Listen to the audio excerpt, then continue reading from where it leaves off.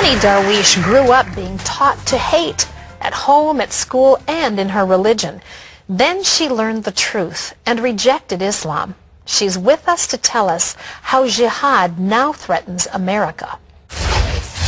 Now, what is jihad? We hear this phrase all the time in the news. What exactly does this mean?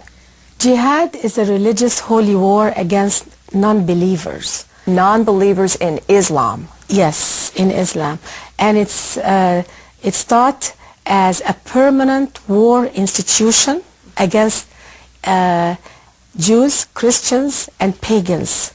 So your father was killed in the name of jihad then. Tell me about that. My father headed the Egyptian military in Gaza to actually try to destroy Israel. And Israel wanted to kill my father. They had several attempts on his life. And one night, a few months before my father was killed, Israeli commandos managed to come into our heavily guarded home. But they only found women and children. And they left us unharmed. A couple of months later, my father was assassinated in the first targeted assassination in Gaza in 1956. And you were 8 years old at the time. I was 8 years old at the time. All right, so your mother then is raising 4 little girls and a little boy by herself. Exactly. What does that mean in Islam? There is very little respect for a home run by a woman. And she became extremely depressed because of all the restrictions that existed at that time to women's going out.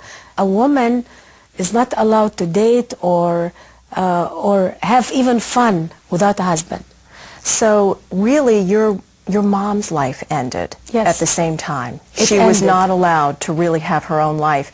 And doesn't Islam set up this system through polygamy, through violence toward women?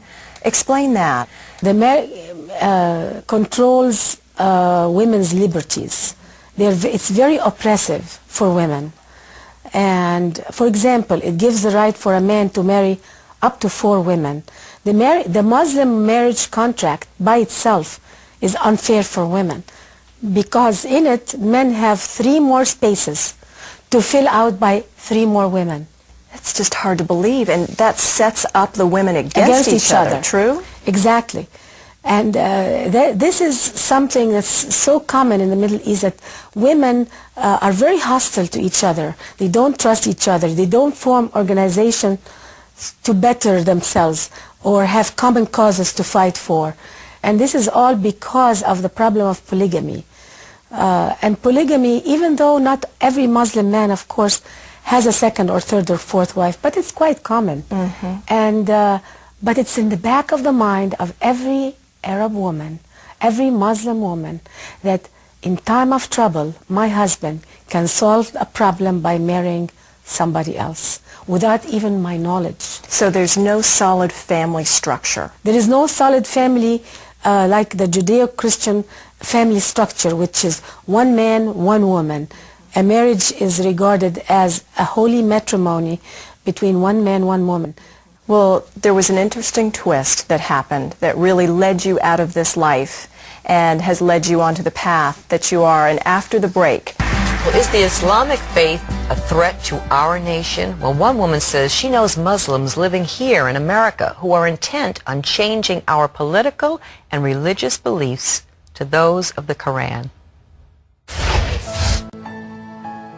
We're back now with Nani Darwish. She's the author of Now They Call Me Infidel, an amazing story. As a child of an Egyptian officer in Gaza, your father was martyred for the cause of jihad, which is the holy war. Now, what was so fascinating to me is after that time you ended up in a Catholic school as opposed to the teaching that you had growing up. How did that happen and how did that change your life? My mom wanted to give us good British education, and at that time the British had just left Egypt, but still some of the schools that they established in Egypt existed. So I was taught by British nuns, and I saw an aspect of Christianity that was very different from the way I was taught. It was more peaceful, there was more love, There was more tolerance, compassion. What had you been taught up until that point, and what are the Islamic schools teaching young kids? There's cursing of the infidels and cursing of the Jews almost all the time at the end of the sermon. May God destroy the infidels and the Jews, the enemies of God.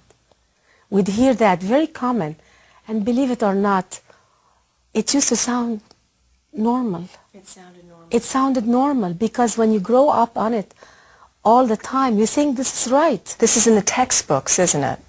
I mean, this is in the textbooks. This is what they learn. It's in the textbooks. It's in the preaching of holy men in the mosque. There is something every American must understand, after 9/11 especially, that there is nothing that America has or has not done that causes terrorism. Terrorism is violent jihad, and it's the duty of every Muslim, and that's why many Muslims are silent, because they feel if they speak against terrorism, then they must be speaking against jihad, and that's why they have a conflict to speak out. And that's why Americans should never doubt their own value system or their own country or their even own foreign policy. Well, you make a good point, too, because after 9/11 and after some of the horrible things that we've seen on the news with the killing of Daniel Pearl, the journalist, we think, is it something about us? Why do they hate us so much? Why are we this great enemy? And it really is just... No, it is, we have an open system and they have a closed system. Their existence here is the right to Islamize us. That's how they view us. They are here because they feel they want to Islamize us. And they give us no access into their country. Absolutely.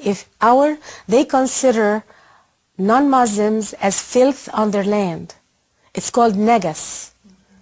And that's why when our soldiers, American soldiers, went to feed the hungry in Somalia, instead of being appreciated, these people were starving by their own government. Muslim against Muslim brutality.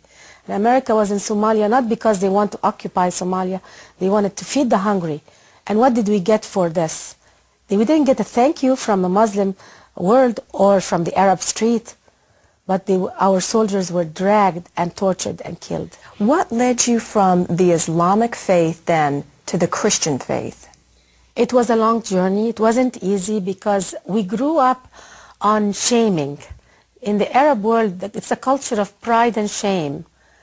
So we could not even think of even opening a Bible or looking at any other word other than the Quran. So when I moved to the United States, I suddenly discovered that most of what I learned were propaganda. I befriended Christians and Jews, and when I was among my Christians and Jewish friends, I always heard the word shalom, compassion, forgiveness, love. But that was total contrast from what I grew up with. When I was among my Muslim friends, even in America, we would hear things like, even if Israel takes us 100 years, we still want to destroy it. We're in America to spread Islam. Well, let's talk about that too, because we hear about the the Muslim mosques in America and think, no big deal, it's just practicing religion. But it really is a breeding ground for terrorism, isn't it? It's true. A lot of people think Islam is just a religion. There is a major part in Islamic education, or even the main part, is conquering the world to Islam. It is the utmost honor for every Muslim to believe in jihad, and it's done through jihad, through the sword actually. And if you look at the Saudi flag, it has a sword on it, and it's the symbol of opening countries through the sword. Opening countries through the sword. Do Americans get this? No. Why not? Because we judge everybody by our own value system. We have to understand that we have an open society, an open democracy. We give access to all nations into our country, in America, but we have no access into the Arab world, into the Middle East. they come here and they are welcomed as citizens right away. They open their mosques. They preach even violence and jihad. When I attended 2 mosques in America after I moved here, I was told we are not here to assimilate in America. We are in America to spread Islam and to change the Constitution of the United States to the Quran. And now you're in America and traveling the world to spread the truth. And Nani, we appreciate you being here. Once again, this is a book that everybody has to read. I couldn't put it down. It's called Now They Call Me Infidel, Why I Renounced Jihad for America, Israel, and the War on Terror. It will open your eyes. It will help you understand the psychology of what's behind this